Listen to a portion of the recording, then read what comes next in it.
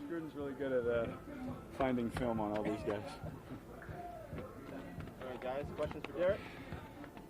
So you, David, dropped into the news. You and John are neighbors, next door neighbors, or same block neighbors, or what's it going to be? We are next door neighbors. Next door. We will be, yes, but that's for the future. But yeah, that'll be fun. Hopefully a lot of knocks on the door. Maybe we can carpool. That'd be good for us. Is that a good fence to make good neighbors type of situation? Oh yeah, we might knock down the fence and just make it one. So we'll see. The way J.J. Nelson seems to have been kind of seeing a lot of passes. Yeah. I know I don't want to compare him to Antonio Brown as a talent or anything like that. No? Would you say that he kind of fills in kind of a void as far as their skill sets go? Oh, of course. JJ, and they're two different guys, like you said, two different players. But one thing you can't coach, man, is that speed. I think we've all seen JJ, man, that guy. I'll never forget the first go ball I threw him. I thought I overthrew it, and I left it short about 3 yards. And I was like, my gosh, dude, this guy. Everyone says he's fast, but every day, that's a legit 4.2. And watching him run, not only go routes, but I was really not shocked, but surprised in how well his route running was short and intermediate. Usually those fast guys with longer strides, those short routes are kind of harder for him, those quick bursts and turns, which is a lot of Coach Gruden's offense. You've got to be a good short area route runner. And he's been able to do it great. And I think Coach Gruden talked about it and hit on it, how much he's been impressed with him and his ability to not only just be that fast guy on the team, but just play receiver, and just the added bonus of his speed. John yesterday said, Derek, that getting a little bit frustrated with Antonio not being able to be here and not participating. But you guys had a huge offseason together. Yeah. If and when he does come back, how quickly will you guys be able to pick up where you were, or is this important time that you guys are missing? You think like every rep that you miss is important time, right? That's how I've always looked at it. We wish, the healing process of, whatever's going on will be fast, right? We want it to be fast, but at the same time, you can't, rush things for training camp when you have, a season and hopefully a playoff run to think about, right? And so, the trainers know way more than any of the players know. We just know that when he does show up, we can't wait, welcome with open arms, and hopefully he's healthy and just ready to hit it running. But like you said, we had so much time in the off season. We spent a lot of time at my house throwing. We spent hours upon hours throwing. So there is chemistry, there's development. I'm used to throwing him the ball. It won't be brand new when he shows up. It'll just be more on him and the details of the routes, getting out and doing it, correcting it on film, and going and fixing it the next day. Those kind of things. But besides that, the timing aspect, the meat and potatoes, so to speak, of what we need, it's there. But just those details when he gets back are what we'll iron out. You didn't seem to miss a beat when he was out there for the walkthrough before practice, and then when he did half the practice that day, it seemed like he was good to go. It was awesome, right? Routes on air was good timing. I'm always hard on my ball placement. We hit. We wish we hit the go route on LJ, but then we hit another go route. We hit a deep corner route. So like we said, some of those timing, it's there. But we just want to be 100%. Strive for that. I guess you follow him on Instagram. You saw the picture he had of his feet on there that night. I do follow him, and me and Ever actually just talked about it. I didn't even see the post, so I've never lied to you guys. I did not see it, but it's not good. Don't tell me that. Don't tell me that. No, no. I might throw up. I don't know. We mentioned how fast JJ looks. Yes. I'm sorry. Go ahead. Did you see Tyrell make like that little toe tap? Yeah. In the end zone, are those plays that you make a mental note of, and your trust meter goes up a tick, or it's just practice? But are those things that you? No, you're right on it, man. away? That's what goes on in my head. Cornerback 1-on-1. Let's find out. This is the time to find out. And he's consistently done that. I think everyone that's been at practice has seen. Tyrell is not just a number 2 receiver.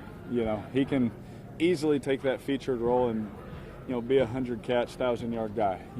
And the fact that we got him is a blessing, man. Especially with the feet thing that's going on. Having Tyrell is nice.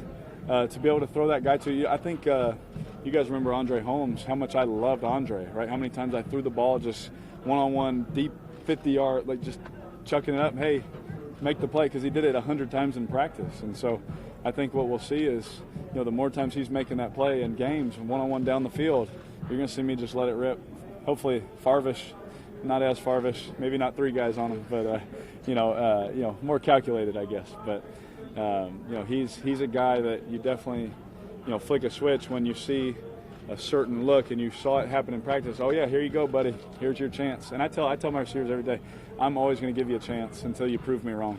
And then, once you prove me wrong, it just won't happen again. Because that football is just way too valuable to give to the other team. You mentioned how fast JJ looks, and I'm following up on Tyrell. Yeah. He doesn't look like he's going that fast, but he's pulling away from guys. Have you noticed that? He just kind of glides. That's one thing we worked on is when you first start throwing him routes, him and Darren Waller are similar. They have such long strides, and it doesn't look like they're really trying that hard. It's just effortless for them.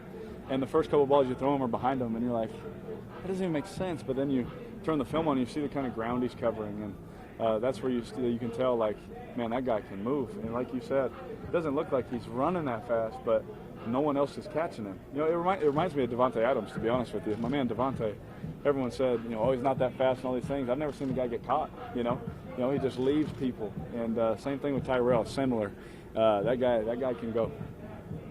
A couple more about your receivers. What have you seen from Keelan Doss?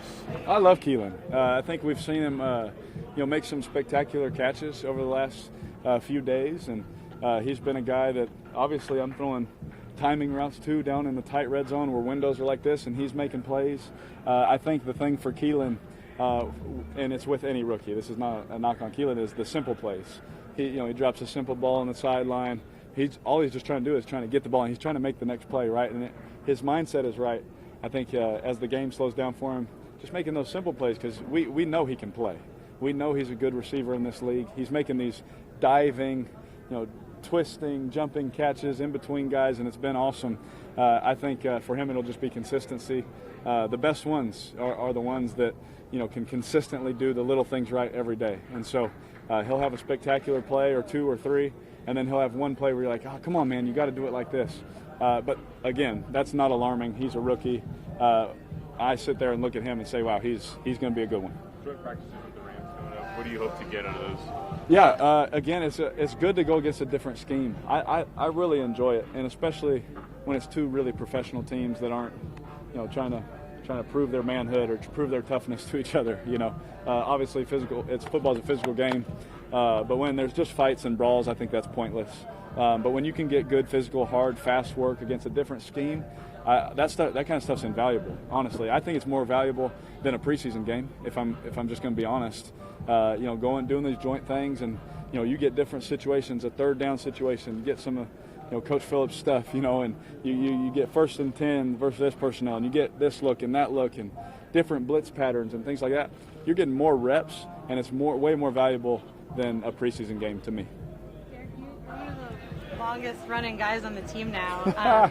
I'm curious, in your first year, did you overlap with the late Dick Romanski in the equipment room, or did you not overlap with him? No, I just when I got here it was Bob, Adam, and Mo.